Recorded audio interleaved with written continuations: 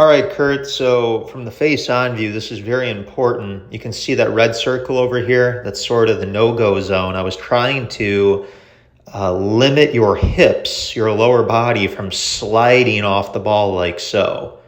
So see how you make a substantial slide off the ball in the backswing? You're creating a large gap here, and then you actually bumped into the alignment rod over here.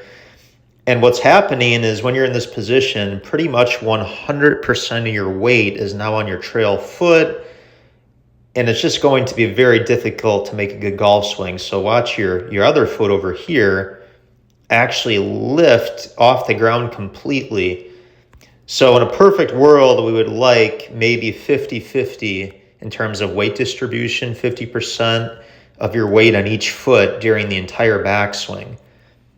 So here's Adam Scott. Check this out. Watch his hip here. As he goes back, notice how it's not drifting over to the no-go zone. It's staying braced against that yellow line. So really the lower body movement should be more of a swivel, right? Kind of a rotation around, opposed to the sway. So you have a lower body sway. So again, the alignment rod drill, where we put this in the ground right here, showed some very encouraging results. Let's take a look at that footage. All right, so check this out. There's that rod in the ground. This is a drill that I would strongly recommend you do. And this is a fantastic lower body pivot. So both your feet are securely on the ground. Just you're rocking to the outside of the foot just a little bit, but this is really superior. Great lower body pivot. Notice the nice shoulder turn. This is really what a turn in a golf swing should look like. So again, your hips are turning, your shoulders are turning. We get Adam Scott teed up here. I mean, check this out, right? You're looking a lot more like him with the lower body there, wouldn't you say? And again, long term, we can talk about the straightness of the arms and nitpick at that, but that's too much to think about. For now, I would just like you to work on that lower body pivot and the turn, just like so. Now we'll move on to the two other items of the lesson, which was chipping, and then obviously your swing once again from the down the line view so you can actually see the plane. So great job, though, with this drill. All right, so from the down the line view, Kurt, just so you can see the swing plane, at address, you can maybe step a little bit farther away from the golf ball, but just a little. If we watch, though, your swing, this particular one, again, I'm being critical here. I'm picking at one of your shots that were not as good. So you're lifting the club a little bit above the plane. So again, this is back to the lack of shoulder turn and hip rotation. So if we watch your lead foot kind of going off of what I was talking about, watch your foot actually lift and then pull back completely. So your entire front foot, that move in the backswing would indicate that there's very, very little weight, if any, on your front foot. Now, if you look at just the swing plane, though, this is certainly a lot better than when we first started working together at Getz's. Still a little bit steep. If we draw a line, and again, right here, you're coming down vertical of the plane, right? You could see that. And again, I was quizzing you here. It's not like I had the alignment rod actually in the grass. I just wanted to see what your swing would look like if we took it away. So keep hammering away on your own when we're not working together, where you stick that alignment rod in the grass, because you would have probably hit it if you did. But nonetheless, a little bit steep, open club face.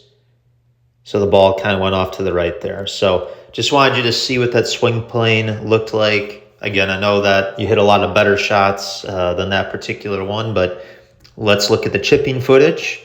So here's the greenside chipping. Again, this scenario would be if you're next to the green, maybe the flag is 20 feet away, maybe it's 80 feet away, right? So what do we do?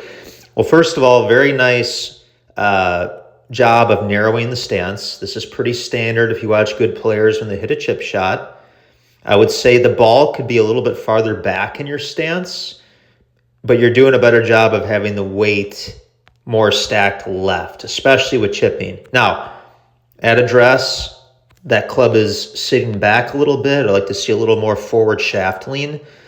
So what happened on this shot, and again, I'm being critical of you here because I know you hit some very nice chip shots, but what's happening is you're flipping or scooping a little bit with the wrist. So if you look right here, that's about the bottom of the club, right, where it's bottoming out.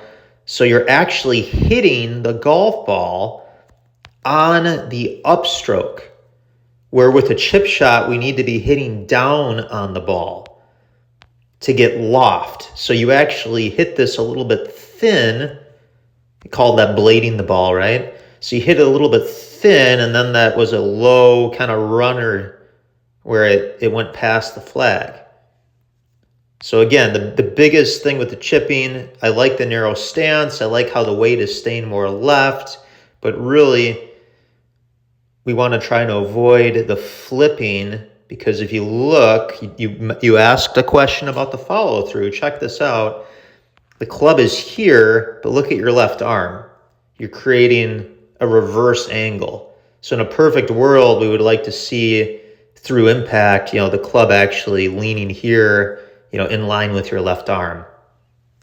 So let's take a look of myself hitting that chip shot as a demonstration. All right, so this is myself. So right away, you're gonna notice, your feet don't have to be quite this narrow, but again, I really have my weight stacked left, but this is kind of the key thing. So I have some forward shaft lean at address. You see that? And what I'm going to do here is I'm not using my wrist. I'm turning back and I'm going to hold this angle through impact. So see how the ball launched upward? We got some loft there. Most people want to try and help by flipping the wrist to add loft, where really it's the opposite. You can see that the club is above the grass. I am striking down on it and then holding that angle. So this is what I was referring to. Draw the club. It's in a dead straight line with my left arm. And again, this is a great little drill here. So I know it's hard to see, but I have the yellow alignment rod so that if I were to do it incorrectly, that rod would come back and whack me on the back. So again, just holding that angle. You can see just how quiet the lower body is. It's not like there's a shift off the ball or anything. And then in conclusion, phenomenal drill to do here. In conclusion, regarding distance, so this was maybe a 20-foot chip shot. What would I do if the flag or the hole was 50 feet away? Well, I'm simply going to take the club back farther. All I'm going to do is lengthen the backswing a little bit. And as a result, the follow through would be a little bit longer. So we don't want to decelerate or accelerate. We want a nice, steady tempo. This is, again, specific to chipping. Weight stays stacked left. Pretty quiet lower body. And again, so many good things you can do with these little alignment sticks for golf and drills. So anyways, let me know. As always, watch this video more than once. Call me with questions. Keep up the great work. Enjoy Florida and keep me posted with how things go. Thanks.